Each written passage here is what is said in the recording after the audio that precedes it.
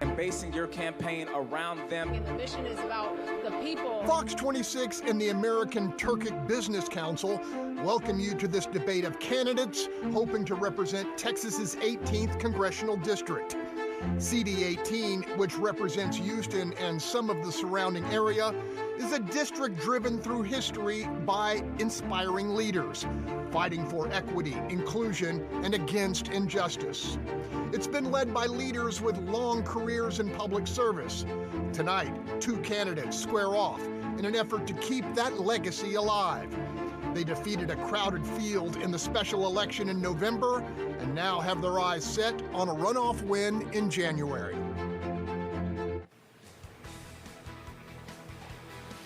Hello and welcome. I'm Greg Groogan, political reporter and host at Fox 26. Let's start with the introduction of our candidates. We have current Harris County Attorney Christian Menefee.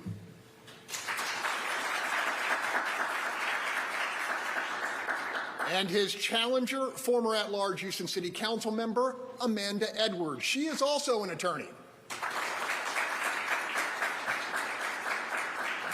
Now, the candidates have drawn for the order in which they will answer questions. Each candidate will have exactly 1 minute to answer each question, with whoever answers first getting a 30-second rebuttal. We also have a few quick-fire questions, which will require 30-second answers, but there will be no rebuttal. To begin, each candidate will get a 1-minute opening statement, and they will each also get a 1-minute closing statement. Now, we also ask that our candidates be respectful of our time cues and not talk over one another. We will be firm. I will interrupt you if you go over time. If you don't wrap up, we will simply turn off the microphone. I've worked with both of you before. I don't think we're going to have that problem. We also ask those who are in our audience to hold your applause until the very end so everyone can hear the candidates' responses. Now, on a personal note, through interviews and interactions, I have come to know and respect both of you as both talented and immensely dedicated public servants. Voters have a difficult choice to make, a decision-making process we hope this debate will help inform. So let's get started. Mr. Menefee, the first opening statement is yours. Thank you, Greg, and good evening. I'm Christian Menefee, and I'm running for Congress because it was a thoughtful, a helpful, a compassionate government that gave me my fair shot at the American dream. I grew up in a working-class family that benefited from the WIC program, from free lunch in our public schools, from VA down payment assistance, from a Pell Grant, from the post-9/11 GI Bill, and from my parents' military health benefits, which fully funded my brother's bone marrow transplant, and he's been in remission from childhood cancer for more than 20 years. That type of government can allow anybody in this country to climb up the ladder and get their fair shake at the American dream. And that's what I want to do for people across this district. Right now, if you look at Washington, D.C., we have a president and a MAGA Republican majority in Congress that is trying to strip that away. They're cutting SNAP benefits. They're cutting access to Medicaid. They're cutting WIC. I want to make sure that every single person in our district has access to programs that are going to benefit them, that we're funding our small businesses, that people can pull themselves up and have a fair shot at the American dream. So I look forward to the conversation tonight. I'm Christian Menefee, and I'm happy to be running for Congress. Ms. Edwards, your opening. Thank you for having me.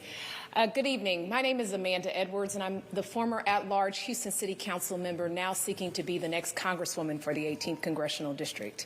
I was born, raised, and I still live in this 18th Congressional District. It's personal to me that we get it right. When I say get it right, I mean put someone in place who is willing to place people over politics. Put someone in place who has the experience, the bold vision, the skills, and the grit to achieve a bold path forward for our future. We are in the fight of a lifetime. And of course, we are seeing attacks against healthcare, economic stability, education in a way that we've never seen. And it was very personal to me growing up, learning and watching our U.S. healthcare system. And of course, when my dad was diagnosed with cancer, I learned firsthand that for so many Americans, having access to affordable care is in fact a matter of life and death. We need someone in this office who is going to put people over the politics and be able to deliver real results. We begin with an issue I know is critical to both of you: retaining and vastly improving health care for folks in the 18th and all Texans.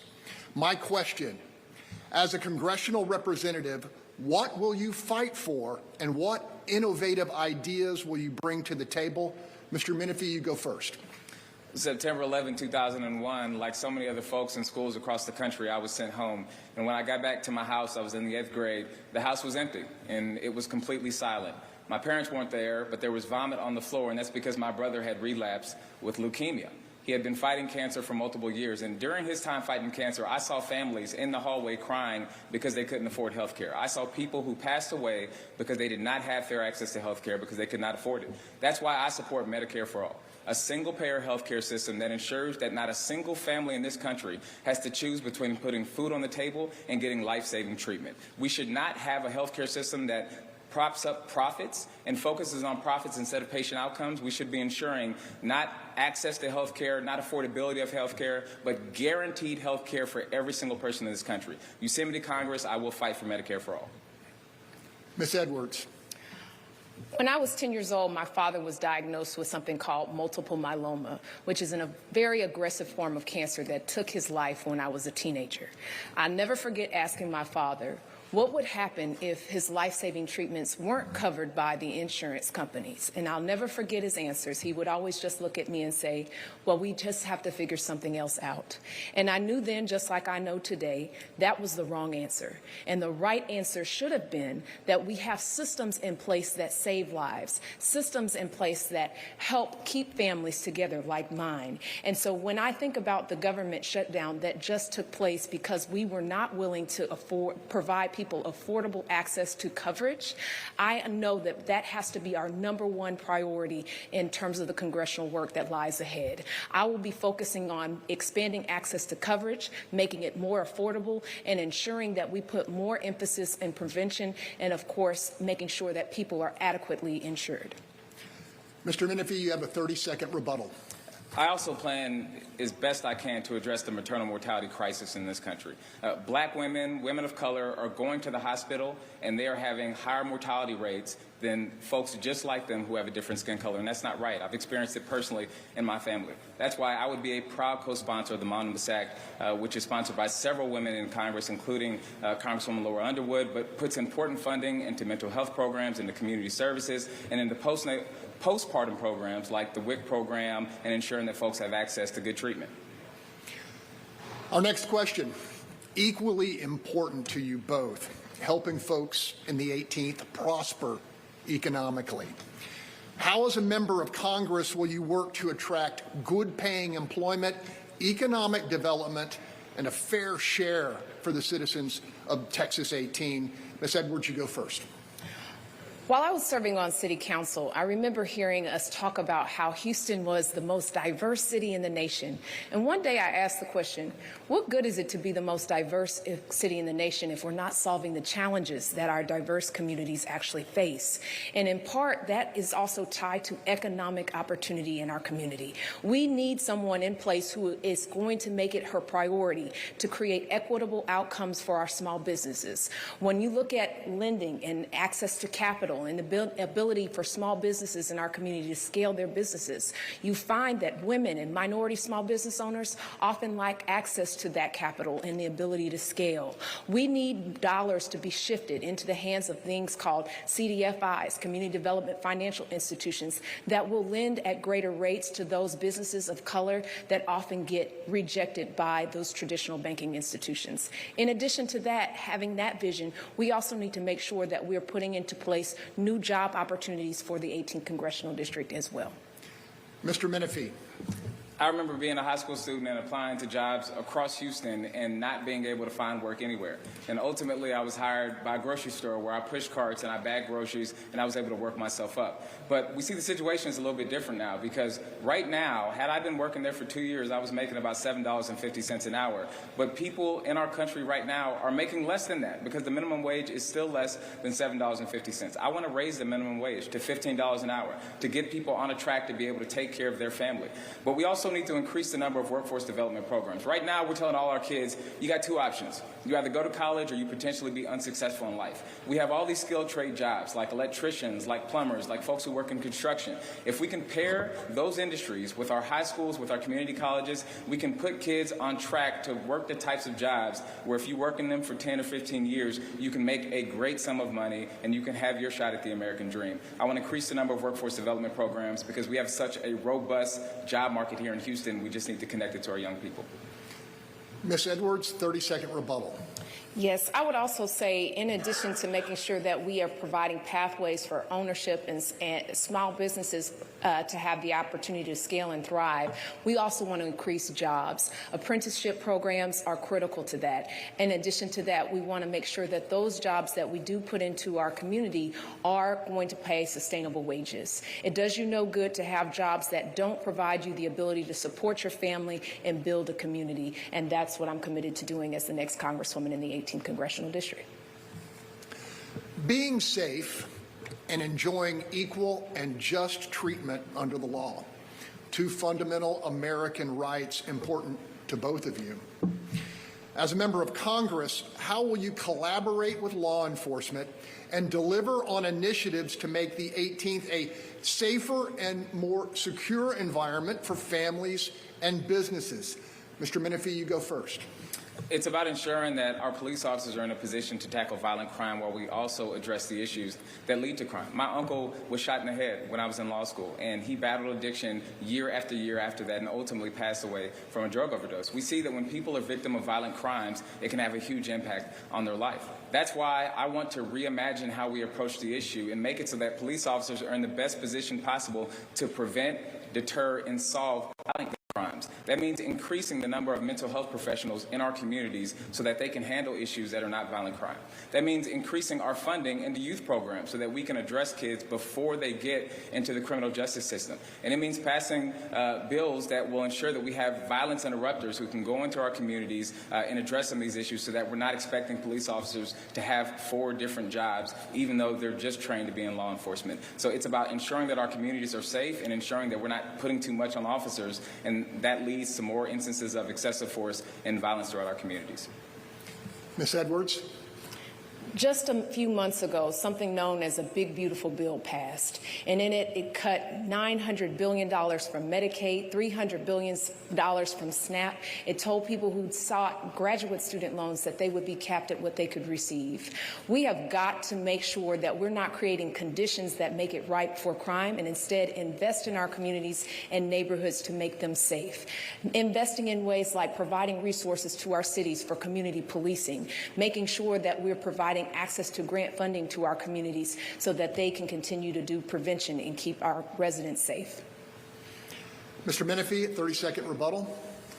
Ensuring community safety also means addressing the instances of police brutality we've seen throughout our communities. I would proudly vote for the George Floyd Justice and Policing Act so that we can have a national database of law enforcement officials who have crossed the line and brought harm to our communities, so that we can ban chokeholds and so that we can assure that folks have fair access to get economic justice when they file a lawsuit after they've been the victim of excessive force. Our next question. The shortage of decent, affordable housing is a national challenge, and one that I know both of you are worried about.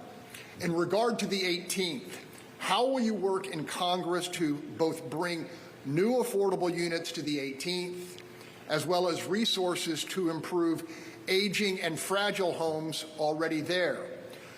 Ms. Edwards, you go first. As a city council member, something known as Harvey struck, and I learned firsthand the disconnect that people had when it came to getting housing solutions in our community, particularly in the aftermath of a storm. I propose that we put forward the resources that would enable us to create housing solution centers that would enable people to navigate through case management services on the federal, state, and local level to find housing solutions rather than housing rejections when it comes to federal programs and services. In addition, we've got to make sure that more CDBG dollars, which are used for affordable housing, are in fact put into place and are used for affordable housing. While I served on the National League of Cities Board of Directors, I helped to fight back against cuts of CDBG dollars. And one of the things I think is a tool we can use is to tie those CDBG dollars to making sure that the affordable housing disparity that exists in Houston is now reduced. Make those dollars attached to the reduction of that disparity. Mr. Menefee. People are expecting their member of Congress to be a fighter on this issue, and I will fight because I've experienced it myself. When I was growing up, we lived in apartments and military housing, and I would have never moved into the first home that we owned were it not for VA down payment assistance that allowed my parents to just put $500 down, and that's how we got our first house. When I go to Congress, I plan to fight for down payment assistance so that first-time home buyers and other folks can get money in their pocket so that they can put it directly on their down payment. But it's also about going after corporate landlords, which ravage our communities and ensure that gentrification hits every single one of our neighborhoods. And I've done that work as the Harris County attorney. We've gone after developers who have tried to short shrift us when they're required to build affordable housing. We've gone after folks who have tried to steal homes out from under black and brown folks in underserved communities. You send me to Congress, I will continue to fight on these issues just as vigorously as I did during my time as Harris County attorney. Ms. Edwards, 30 seconds. One of the things I think is critically important when we think about the city of Houston in particular is that we don't have a comprehensive housing plan. And one of the things that I think you can tie those CDBG dollars that I referenced earlier to is to create a housing plan that is comprehensive, that reduces those disparities in affordable housing. We truly have an affordable housing crisis in our community where what people can afford is not what they have access to. And so until we start putting our money where our mouth is, those are going to continue to be disparities that persist. I begin with the adage, what is done is done.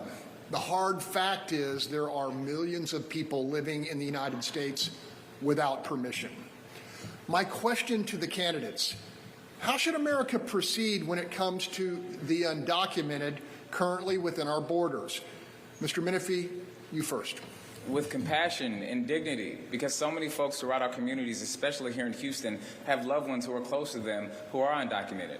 I have a close family member who came to this country underage. He didn't ask to be brought here, but he's done every single thing that was asked of him. Went to high school, went to college, got a job, never got in any trouble. And recently he was the victim of a road rage incident. But he wouldn't go to the police. He wouldn't go to the hospital because he was fearful that in Donald Trump's America, he would be snatched up by a mass ICE agent and taken back overseas. That's not how our immigration policy should work. We should be in a country that fully funds our asylum system so that folks who are seeking asylum can have their answer quickly, and we're not having a logjam in our court system. We should have a real pathway for dreamers and for folks who have been over here for a good amount of time and have stayed out of trouble. We should address the issues that face mixed-use families and other people who are in this country who are abiding by the law. I believe in treating folks with compassion and dignity. That's how we should approach the immigration issues in this country, but it's going to take a bipartisan effort to do so. We cannot run away from the problem. I have never run away from problems. I will be that way in Congress. Ms. Edwards, 1 minute. Houston is home to a place where 142 languages are spoken here. It is a wonderfully diverse, welcoming community, and it's something that is a pride of our community. We need to make sure that when we think about the issue of immigration, we are thinking about this issue in a holistic, comprehensive, and humanitarian way. And that way includes creating pathways for citizenship for the hardworking people who live here and contribute to our society. That also includes taking a step back and figuring out why on earth are the lines as long as they are in the first place. By revisiting the quotas, looking at that, it's long overdue because we have failed to embrace and embark upon comprehensive immigration reform. Finally, of course, we want to keep borders safe, but not in the ways that in which we are now attacking families and victimizing people who have been here contributing to our community for many years. We have to do better, and it starts with being serious about governance and policy rather than politics. Mr. Menefee, 30 seconds. Residents know that they can trust what I'm telling you about my positions about immigration because it's exactly the positions that I've had during my time as Harris County Attorney. I'm proud that at the county we set up an Immigration Legal Services Fund, which helps folks who are dealing with issues with immigration, only to be sued by the Texas Attorney General, and I'm defending that lawsuit right now. I am proud that we sued Donald Trump over his ban on birthright citizenship, taking up the important fights time and time again. You know that I will fight for you in Congress because I have fought for you as Harris County Attorney. They're not just campaign slogans. They are real things that I've done, and I'll continue to be that way in Congress. Okay, candidates, now to the first of our quick-fire questions. 30 seconds each, no rebuttal. Okay? Do you support full federal legalization of marijuana and THC products, or should the issue be left to individual states? Ms. Edwards first. I do believe that we should be supportive of that. I think Texas, for example, has been lagging behind with regard to that issue. And so, yes, I would be in support. Mr. Menefee. Yes, marijuana is nowhere near as dangerous as alcohol, and people consume that every single day. A thoughtful government should be able to regulate these types of things and ensure that our communities are protected and that we're able to bring in the revenue so that it's not being sold illegally. Yes. Okay, quick fire question number 2. As a member of Congress, would you support or oppose appropriating the enormous federal funds necessary to forgive the lion's share of student debt carried by Americans? Mr. Menefee first. Yes, and in fact, I've taken direct action as the Harris County Attorney to make sure that that happened. I filed a brief in the case that folks filed to stop President Joe Biden from his student loan forgiveness program. I came out of law school with $200,000 in debt. I can guarantee you I didn't have $200,000 worth of education. I don't believe that anyone should be saddled by student loan debt or medical debt and to drive them into bankruptcy. Yes, absolutely. Ms. Edwards. By the time students actually finish their education, they are saddled with so much debt that they have the equivalent of a mortgage and yet have not bought a home to begin with. We have got to be better and serious about this issue. Absolutely, yes. An outstanding half hour of debate. We have a lot more questions for your Texas 18 candidates right after this short break. And don't forget to weigh in on which issues mean the most to you by voting in our Fox 26 poll. See you in a second.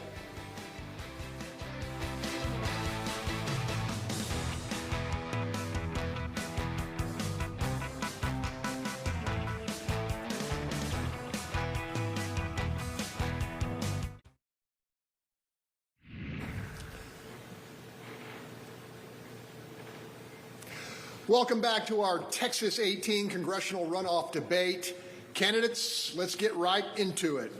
Young people in the 18th and across the nation are struggling to find sustainable employment. As a member of Congress, how would you seek to address this specific concern? Amanda Edwards, you are first. Well, first of all, I want to make sure that we understand that we have to make sure that every level is prepared for the workforce of tomorrow, and it starts with education. Right now, we see education being used as a political chip in a game, and it comes down to people being underfunded when it comes to our public education, and then, of course, our higher education spaces and places are now becoming more unaffordable for people. We want to make sure that they're prepared for the workforce. In addition to that, when I served on City Council, one of the things that I also was very vigorous in working on was making sure that we had support for our startups, entrepreneurs that also wanted to run small businesses. And so startup support means venture capital investment. That also means putting into place opportunities for people to have that pedagogy while they are being educated so that they can become entrepreneurs that are supported. So in addition to the traditional workplace, we've got to look at ways in which people can become entrepreneurs, they can create and manifest their own destiny, and that do so economically. Mr. Menefee, 1 minute. We have to use what we got right here in the city of Houston. We have a massive port. We are the energy capital of the world. We have rail. We have a massive construction industry. That means that we have to position our young people to go into those industries. And that's exactly what I've helped do as county attorney. We brought in millions of federal dollars and created an apprenticeship program for folks in the public entertainment, in the transportation, in the construction arenas, so that they can get into these jobs as young people, learn while they're paid, and then eventually work their way up to make even more money. That's why I support wholeheartedly expanding Pell Grants in this country so that it's not just used for college, but it can also be used for training and workforce development programs. And it's about directly linking those industries with our high schools and our community colleges so that kids can get into those programs when they're young, work their way up, and ultimately be successful. Amanda Edwards, 30 seconds.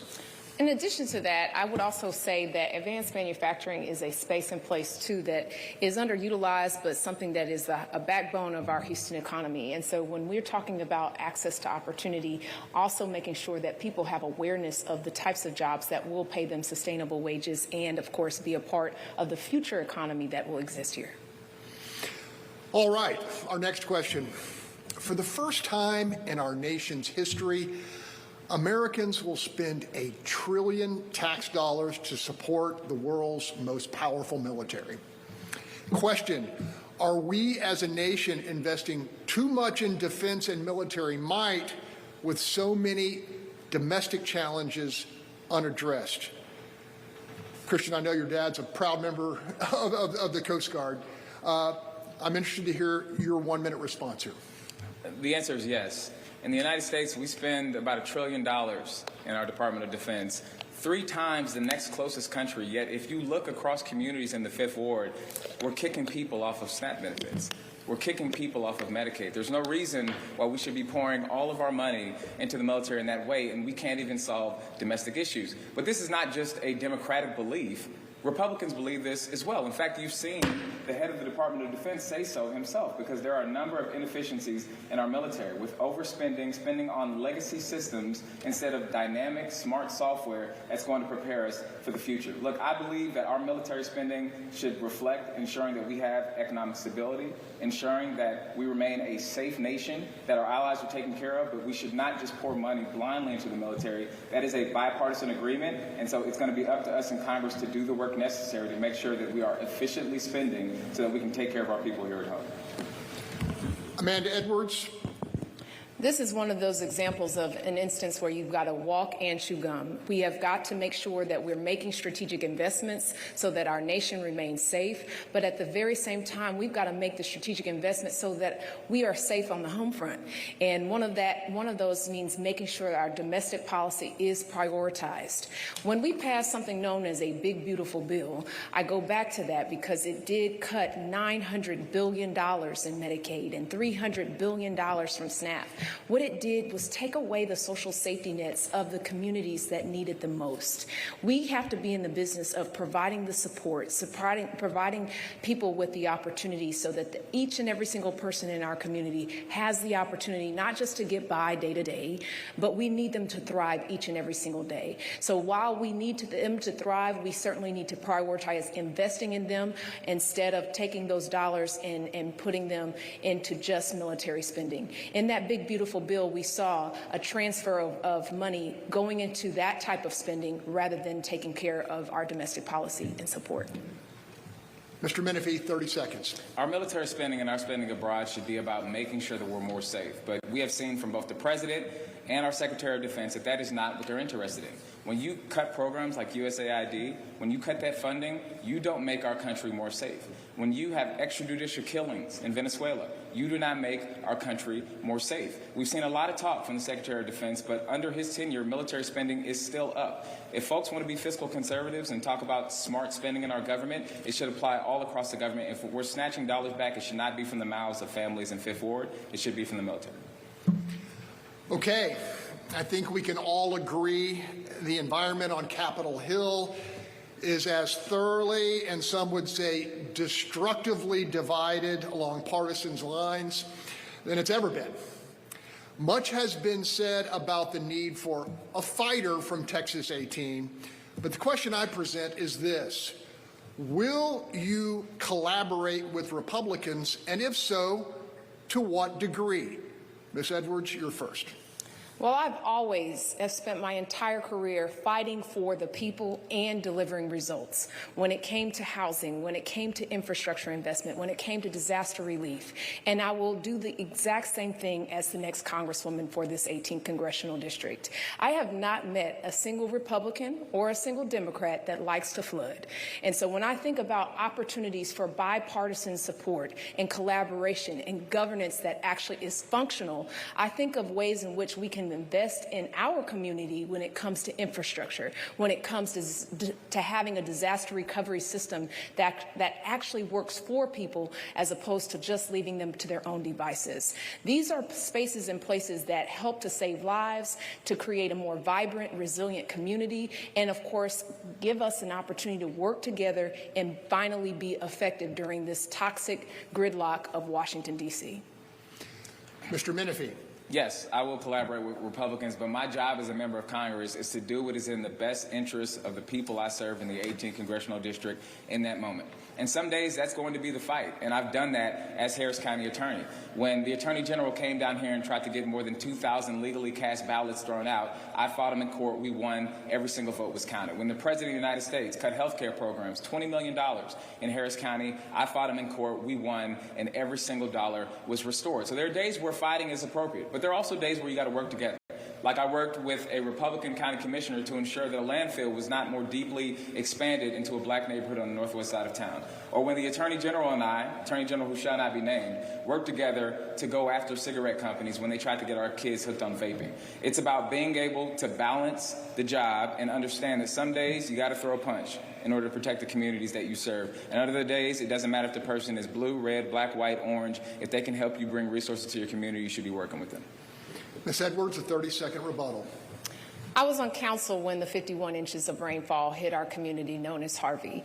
And one thing that is very clear to me, that it is critical that we put someone in place that knows how to bring the resources home to this community, particularly investment in infrastructure funding. You know, we can't stop the rain from falling, but we certainly can be prepared to catch it when it does. And having someone who has a background in public finance that knows how to bring public dollars to public projects, having someone who has brought and secured resources on a direct allocation basis to our community in need is exactly what we need out of our next Congresswoman. A good segue for our next question. Both of you grew up on the Texas coast.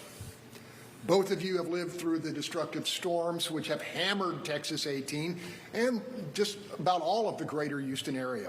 Question: as a member of Congress, what do you intend to do to make Texas 18 better prepared and more resilient to floodwater and high wind? Mr. Menefee, you go first. I think about a friend I had from college who the love of his life was driving during one of the storms, got caught in her car and ultimately drowned.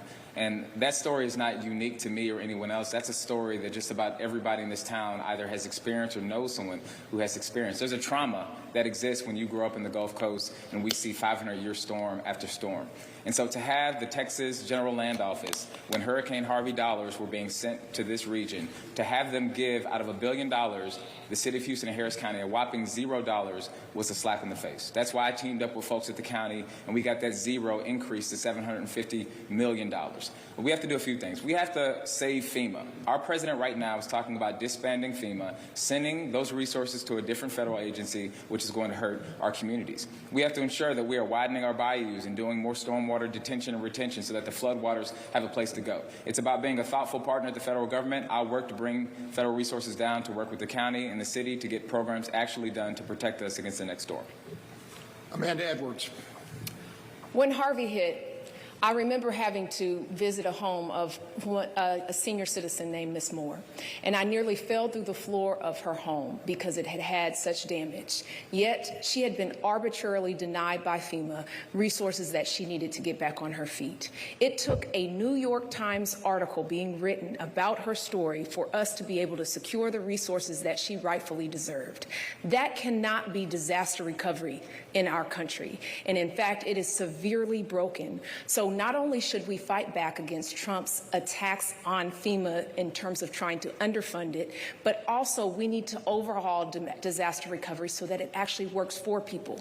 By the time you know the policy in place, you would have already spent your life savings. We need to expedite the policy making. We need to make the resources direct allocations, and I've done that as a city council member. We secured $1.3 billion to come in the initial tranche of funding from CDBG disaster recovery dollars, and you need someone who will be ready on day one to do the same. Mr. Menefee, you have 30 seconds. We also have to deal with the insurance issue.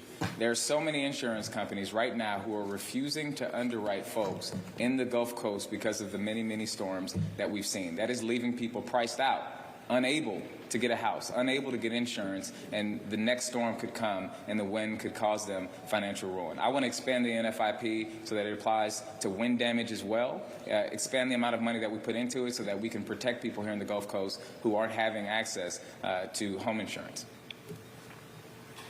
Okay. You are both skilled practitioners of the law.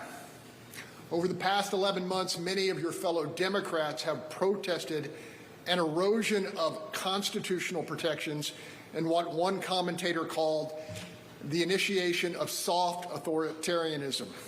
Question: what concerns you most about what's unfolded, and what, as a member of Congress, do you intend to do about it?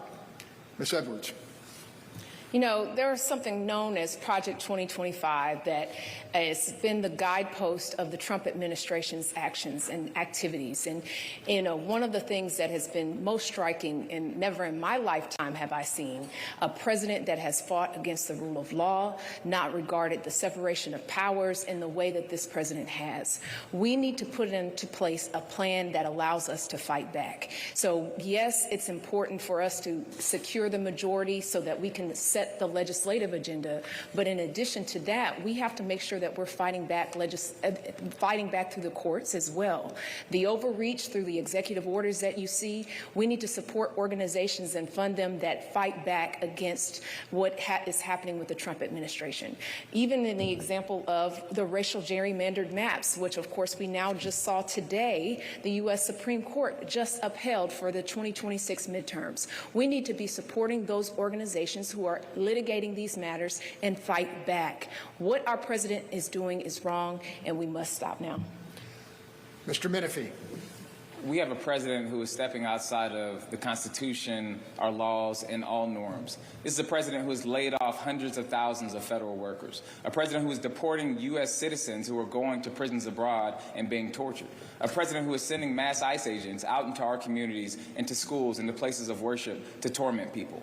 I've been clear since I first got into this race that one of the reasons I'm going to Washington, D.C. is to fight back against Donald Trump. And I've done that right here as the Harris County attorney. When Trump and Elon Musk laid off hundreds of thousands of federal workers, I teamed up with the National AFL-CIO. We filed a lawsuit, and we were able to delay those layoffs by multiple months. As a member of Congress, you have multiple tools that you can use. I want to serve on the Oversight Committee so that they can investigate the hell out of President Trump for the many, many things that he is doing. But we also have a Judiciary Committee, and we know that if Democrats win the House back, you can expect impeachment hearings to happen.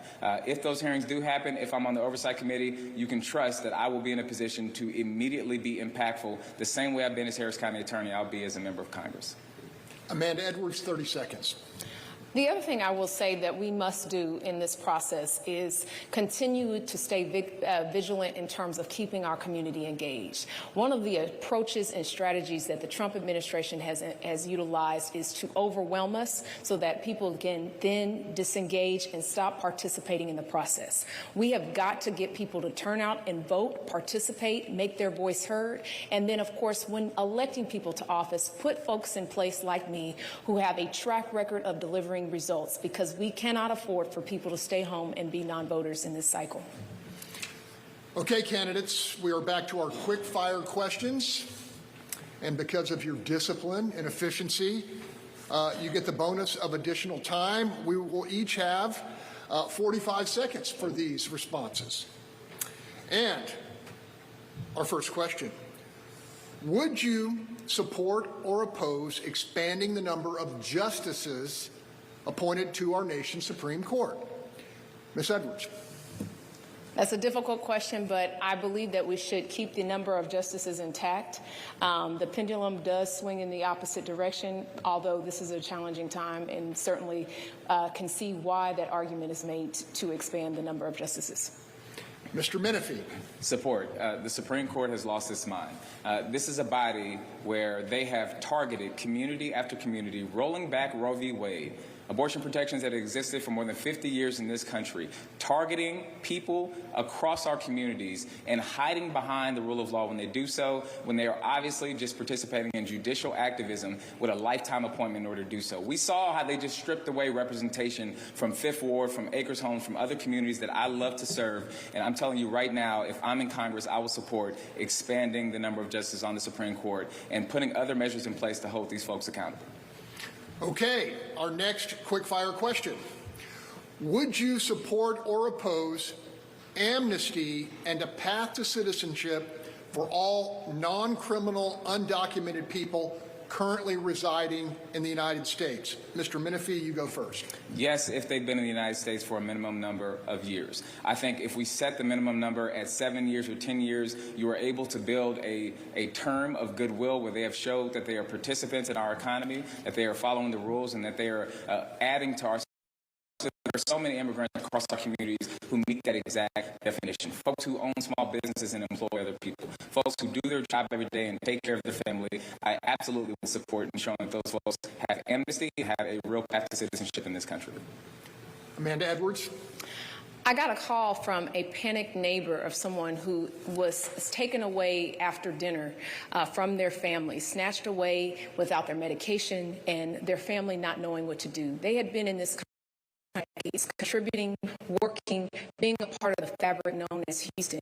And so we have got to be in the business of thinking about families just like that one and finding ways that they can have pathways to citizenship. So yes, I would be supportive of that. There are too many hardworking individuals and community members that add value to our community that ought to be protected rather than attacked. Okay, another quick fire. If elected, and you were allowed to choose your first congressional committee assignment based on maximum efficacy for District 18, what would it be? Amanda Edwards first. Well, first, of course, in keeping with the tradition of this district, the judiciary is critically important. I'm an attorney. I believe in the importance of that committee in upholding the rule of law, and so that would be one. I would also add to that transportation and infrastructure. We have got to, of course, appreciate the expanding nature of our region. We are going to be adding, in the course of the next 20 years, another 4 million people coming into our 8-county region, and we need to be prepared for that growth. That means we need to be making investments in multimodal transit options. That means we need to be making investments in our infrastructure when it comes to drainage and resiliency. That means we need to be prepared when it comes to making sure that we have the channels that our community needs in order to mitigate the flooding that we are prone to. Mr. Menefee? Homeland Security. When I was 13 years old, my father and I were traveling back home from a church lock-in, and there was a flood going on at the time. Water rushed into the car, and because my father had 28 years in the military and the Coast Guard, he knew how to get us out of that vehicle, so we weren't trapped and we survived. But we live with that trauma every single day, and so many folks across our communities live with that exact same trauma. I believe that floods and disasters are the #1 issue that we face out here in our region. So I would like to serve on the Committee for Homeland Security to ensure that I'm doing every single thing I can to get disaster recovery dollars here as quickly as possible in the same way that the late Congresswoman Sheila Jackson Lee did for so many years. Okay, candidates, our final quick fire query is a symbolic and I believe important one. Candidates, if you could ask Barbara Jordan one question about this critical job, what would it be? Mr. Menefee, you go first. Take a deep breath. I'm not sure what I would say. Did you know what you were getting into? Early in the Congresswoman's career, there was a hearing in the House Judiciary Committee. They were investigating a break-in at a local hotel in Washington, D.C. The committee chairman called to the lectern the 18th Congressional District member of Texas, Barbara Jordan. She gave one of the most phenomenal speeches you will ever hear in politics. One of the things she said is, "I will not sit idly by to the subversion, to the diminution, to the destruction of our Constitution." You fast forward, and her speech is in the annals of history as leading to the resignation of President Richard Nixon for the Watergate Watergate scandal. Now, Richard Nixon was corrupt, but his actions pale in comparison to what we've seen from Donald Trump. So for someone who was right there, center stage in one of the biggest moments in American history, whose hand did not waver, I would ask her, did you already know what you were getting into? Amanda Edwards, what would your question for the great Barbara Jordan be? You know, one of the things that we champion and remember most about the late legendary Barbara Jordan is her ability to be a powerful orator and speaker and leader. But the other part that I think that does not get discussed is her ability to govern and compromise. And that is, of course, a lost art. And I would ask her the question, how is it at this stage in the toxic environment of our politics would you recommend we start governing again and focusing on getting things done for our communities? I think she was extremely well known for her work in terms of the public speaking that she did and the work that she did in the committee, but she also was very skilled and talented at getting people with divergent viewpoints to see her point of view and to come around and get things done. And I want to know from her how to do this in that environment, in this environment. Okay, we're completely finished with the question and answer portion. Each candidate will now, I'm told, get to really stretch their legs with a 2.5-minute close to make their pitch for why the voters in 18 should cast their ballot for one of you. The order was drawn randomly. Mr. Menefee, you go first. Thank you very much, Greg, and thank you to Fox 26 for hosting this tonight. Look, I'm Christian Menefee. I've been your county attorney for the past 4 years, and I ran for Congress because government helped me get to where I am today, and I want that for so many other kids who are growing up out there. When I was growing up, there were many nights I would not have eaten were it not for the WIC program. Many days I would have been at school on an empty stomach were it not for free lunch in our public schools. My parents would have never purchased their first home were it not for VA down payment assistance that let them buy their first house when I was in high school. I would have never went to college without a Pell Grant, never went to law school without the post-9/11 GI Bill, and my brother would have died from cancer were it not for my parents' Medicare and TRICARE, which paired together ensured that he got the treatment that he needed. That's how you take a family like mine, which sent more people to prison than to college, to me being the youngest person and the first African-American elected Harris County attorney. When I look at Washington, D.C., and I look into the eyes of my two sons, I see a Congress and a president that are intent on stripping away that opportunity from the next generation. I see them cutting SNAP benefits. I see them making it more difficult to access health care. I see them doing every single thing they can to help billionaires in the wealthy class, but not the average Joe and Jane who are trying to get their shake out here. And I knew I had to do something about it. As a county attorney, I've been well equipped to fight back against those exact things. Time and time again, I've been the president, I've taken on Governor Abbott, I've taken on Kim Paxton, and I have fought and delivered real results. We have turned the office, the county attorney's office, into a place that advocates for people, that ensures that when people's homes are stolen out from under them, they're able to get it back. To make sure that our seniors know about estate planning, because 70% of African Americans and Latinos in this country die without a will. A place that really pours into the youth through our Summer Legal Academy, which builds young people up to one day go to law school. I'm running to take that same vigor, that same love for the middle class, that same desire to make sure that everybody can succeed in this country to Congress. I ask for your vote and for your support, and I'm very thankful to you all for being here tonight. Ms. Edwards, 2.5 minutes. Thank you again for having us. I'm Amanda Edwards, and I'm a former at-large Houston City Council member. I was born, raised, and I still live in the 18th Congressional District. It is deeply personal to me that we get this right. And when I say get it right, I mean pick someone into place that is from the community, of the community, and will work for the community. I have spent my entire lifetime working for and delivering results for our community. When it came to having access to education, I was a proud graduate of Eisenhower High School in the Aldine Public School District, and eventually made my way to Harvard Law School. And then, of course, had the opportunity to work in the 18th Congressional District office under Congresswoman Sheila Jackson Lee. It's critically important that we put someone in this space that has the experience, that has the vision, that has the skills and the grit to deliver for our community. When I came back home to Houston, I practiced law as a public finance attorney, which means that I was bringing public resources to public public projects. So on day one, I will be ready to bring home that bacon to this community. But in addition to that, I served as one of your at-large Houston City Council members, where I was able to roll up my sleeves and get to work when it came to disaster recovery firsthand. I was in the trenches. I was out in the field. I was rebuilding homes when it came to some of the worst disaster our community has ever seen.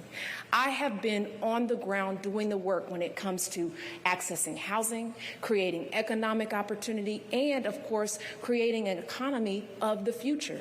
While I served on City Council, I learned that Houston was ranked number 42 in venture capital investment, and that meant we couldn't keep a startup here to save our lives. So I got to work, put together a task force, we explored what could be done, and came up with the creation of many strategies and recommendations, including the Innovation District anchored by the ION, and of course increased venture capital investment in our community by tenfold.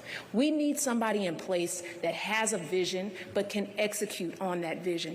In addition, we need somebody who is going to be working alongside that community, not just coming around during campaign season, but doing the work time and time again and restoring confidence that it will matter as a result of their vote, who's in office or not. And that is me as the next Congresswoman. Okay, Fox 26 and our partners with the American Turkic Business Council, thank you for joining us this evening. You can watch any portion of the debate again on our Fox Local app. And remember, runoff election day is set for Saturday, January 31st. Good night and be well.